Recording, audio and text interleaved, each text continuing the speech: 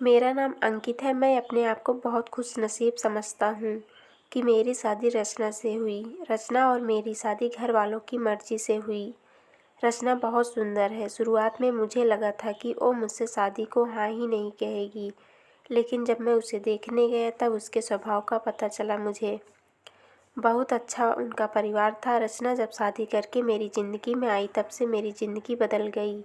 सभी मुझे कहते थे कि मैं बहुत खुशकिस्मत हूँ। अभी मेरी शादी को करीब 3 महीने ही हुए हैं। मेरा सपना था कि मैं बड़े शहर में एक शोरूम बनवाऊँ कपड़े का। मैंने रचना को इसके बारे में बताया।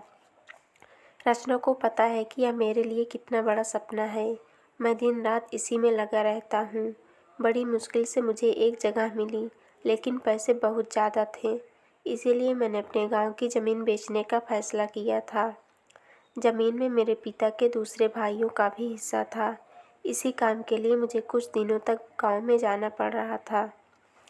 मैंने रचना को चलने को कहा क्योंकि पता नहीं कितना समय लग सकता है, लेकिन उसने कहा कि वो अपने मायके चले जाएगी। मैंने भी सोचा ठीक है। रचना अपने मायके चली गई।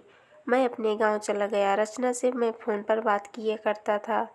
ज़मीन के कागज़ और सारी बातों में समय लग रहा था। इस दौरान मेरी पत्नी से मेरी बात होती रहती थी। मैंने एक शाम उसे फ़ोन किया तो वो कुछ बदली थी, ज़्यादा बोल नहीं रही थी।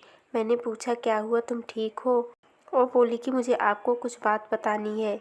मैंने कहा कि बताओ क्या बोलना चाहती हो। वो थोड़ी देर चुप रही और फिर बोली कि नहीं अभी नहीं, मैं आपको मिलकर ही बताऊंगी। मैंने भी कहा ठीक है, लेकिन मुझे नहीं पता था कि मेरी ज़िंदगी में इतनी बड़ी बात होने वाली है। अगले दिन दोपहर में मैंने जब रचना को फ़ोन किया तो उसने फ़ोन नहीं उठाया। मैंने भी सोचा कि कुछ काम होगा, इसलिए मैंने उस पर ज़्यादा ध्यान नहीं दिया। मैं सारा दिन अपने काम में उलझा रहा। काम भी ज़रूरी था क्योंकि वो सब खत्म करके ही मैं जल्दी रचना के पास वापस जा सकता था। दिन भर के काम के बाद मैंने फिर शाम को रचना को फ़ोन किया, लेकिन इस बार उसका फ़ोन स्विच ऑफ आ रहा था। मैंने फिर सोचा कि शायद किसी काम से गई होगी कहीं और मोबाइल स्विच ऑफ हो गया होगा। मैंने रात को फिर ट्राई किया। दिन भर बात हो ना हो, लेकिन रात में ज़रूर बात किया करते थे। लेकिन रात में भी उसका फ़ोन स्विच ऑफ आ रहा था। अब मुझे थोड़ी फिक्र हुई, लेकिन फिर मैंने सोचा कि वो उसके घर ही है। अगर कुछ बात होती तो मुझे फ़ोन आ ही जाता। थोड़ा बहुत विचार करके मैं सो गया। मैंने सोचा था कि उसके घर में किसी को फ़ोन करूं, लेकिन रात में उस समय फ़ोन करना मैंने उचित नहीं समझा, इसीलिए मैं सो गया। सुबह उठते ही मुझे यही ख्याल आ रहा था कि मैं रचना से बात करूं। सुबह भी मैंने किया, लेकिन अभी भी वही बात, उसका स्विच ऑफ आ रहा था। अब मैंने उसकी मम्मी को फ़ोन किया, लेकिन उसने भी मेरा फ़ोन नहीं उठाया। अब मुझे थोड़ी फिक्र होने लगी थी क्योंकि किसी से भी मेरी बात नहीं हो रही थी। करीब 3 दिन तक न रचना का फ़ोन आया न उसकी माँ का। मैं अपने काम में लगा रहा। फिर एक शाम मेरी सास का फ़ोन आया। मैंने पूछा कि रचना कहाँ है। वो बोली रचना अपनी एक चचेरी बहन की शादी में गई है। शायद वहाँ नेटवर्क नहीं होगा, इसलिए बात नहीं हो पा रही है। मैं भूल गया था, रचना मुझे बताया था कि वो वहाँ जाने वाली है। मेरी चिंता थोड़ी कम हो गई और मैं वापस अपने काम में लग गया। रचना वहाँ 5 दिन रुकने वाली थी, इसीलिए मैंने सोचा कि शायद 5 दिन तक मेरी रचना से कोई बात नहीं हो पाएगी। मेरा काम भी लगभग ख़त्म हो गया था। मेरे हाथ में पैसे 2 से 4 दिन में आने वाले ही थे। जैसे ही मेरे हाथ में पैसे आए, मैं वहाँ से निकल गया। वहाँ से निकलने के बाद मैं सीधा अपने पत्नी के घर ही गया उसे लेने के लिए। जैसे ही मैं वहाँ पहुँचा, मुझे देखकर मेरी सास खुश होने के बजाय डरी हुई सी दिखाई दी। मैं थोड़ी देर वहाँ बैठा, उनसे पूछा कि रचना कहाँ है। वो बोली कि वो अभी आई नहीं है। मैंने बोला कि आई नहीं है, अभी तक उसका फ़ोन भी नहीं लग रहा। मैंने कहा कि आप मुझे वहाँ किसी का नंबर दे दो, कितने दिन से रचना से बात हुई नहीं है। वो कुछ देर सोचती रही, फिर बोली कि अभी मेरे पास नहीं है, मैं आपको किसी से पूछ कर देती हूँ। करीब 8 दिन हो गए थे मुझे रचना से बात किए। मुझे रचना पर गुस्सा भी आ रहा था कि उसका फ़ोन स्विच ऑफ क्यों है। उसका फ़ोन काम नहीं कर रहा है तो वो किसी के भी फ़ोन से बात कर सकती है, लेकिन उसने मुझसे बात नहीं की। मैंने सोचा कि जब वो आएगी तो उसे ज़रूर डांटूँगा। मेरी सास का फ़ोन नहीं आया। करीब 12 दिन हो गए। मैं उनके घर वापस गया, लेकिन अब वो भी घर पर नहीं थी, ना ही मेरा फ़ोन उठा रही थी। अब मेरे मन में बहुत सारे विचार आने लगे। आखिर बात क्या है जो रचना और उसके घरवाले मुझसे इस तरह का बर्ताव कर रहे हैं।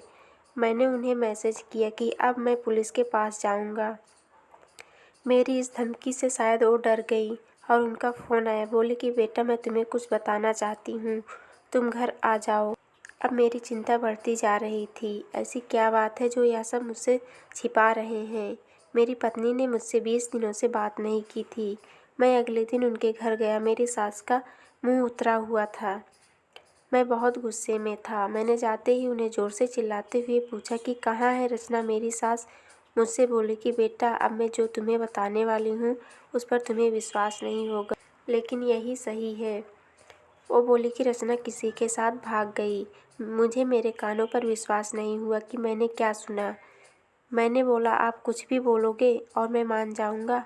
वो बोली, बेटा यही सच है। तुम्हारी शादी के पहले उसका किसी के साथ प्रेम प्रसंग था। जब वो वहाँ गांव में अपनी बहन की शादी में गई तो उसे वो वहाँ मिल गया और वो मौका देखकर वहाँ से भाग गई। मैं जानती हूँ कि तुम उससे बहुत प्यार करते हो, लेकिन अब यही सच है। तुम्हें उसे भूलना होगा। हम लोग पुलिस के पास नहीं गए, नहीं तो बदनामी होगी, इसीलिए इस बात को तुमसे छिपा रहे थे। रचना मेरे साथ 3 महीने तक रही थी। जितना मैं उसे जानता था वो ऐसा नहीं कर सकती थी, लेकिन उसकी माँ यह कह रही थी तो मैं कैसे ना मानता। मेरा मन अभी भी मानने को तैयार नहीं था। मेरी सास मेरे आगे रो रही थी, माफ़ी मांग रही थी। इतनी बड़ी बात मेरे घर वालों को पता चली तो उन्हें भी विश्वास नहीं हुआ। रचना स्वभाव से बिल्कुल ऐसी नहीं लग रही थी। रचना की माँ को देखकर मैं और मेरे घर वाले चुप रह गए। हमने कुछ बड़ा कदम नहीं उठाया। मैं अपने साथ हुए इस धोखे को बर्दाश्त नहीं कर पाया। मैंने रचना को बहुत प्यार किया था और मुझे कुछ भी हासिल नहीं हुआ। रचना नाम से मुझे नफ़रत हो गई। मेरी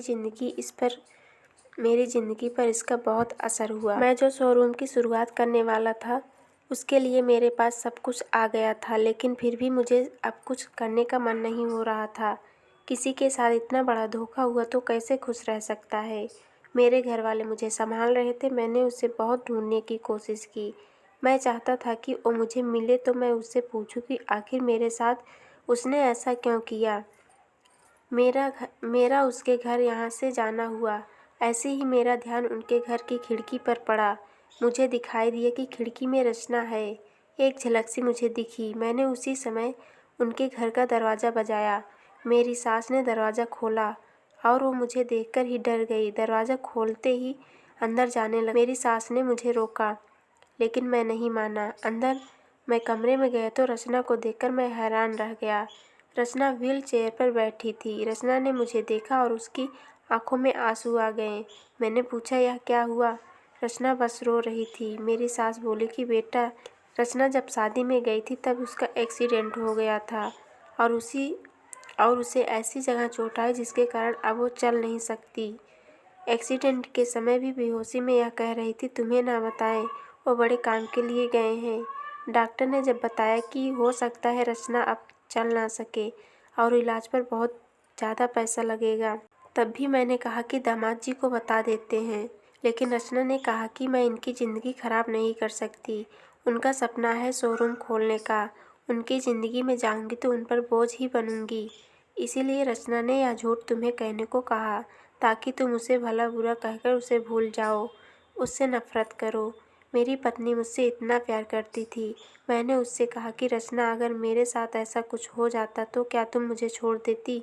रचना ने रोते हुए कहा कि ऐसा मत बोलो। रचना ने कहा कि मैं आपकी दोषी हूँ। एक्सीडेंट में हमारा बच्चा जो मेरे गर्भ में था वो भी नहीं बचा। आप मुझे भूल जाएं, दूसरी शादी कर लीजिए। मैं आप पर बोझ नहीं बनकर रहना चाहती। रचना की आंखों में आंसू नहीं रुक रहे थे। कितने दिनों उसने इन्हें रोक कर रखा था। मैंने रचना को बीते कुछ महीनों में न जाने क्या कुछ नहीं कहा। अब वो रचना को एक पल भी अपने से दूर नहीं रखना चाहता था। मैंने रचना की एक बात नहीं सुनी। मैं रचना को अपने साथ ले आया अब कोशिश यही है कि वो फिर से चल सके। मैंने अपना शोरूम बेच दिया और अच्छे से अच्छे अस्पताल में रचना को दिखाया है। उम्मीद की किरण दिखाई दे रही है। बस मैं यही चाहता हूँ कि वो फिर से अपने पैरों पर खड़ी हो जाए।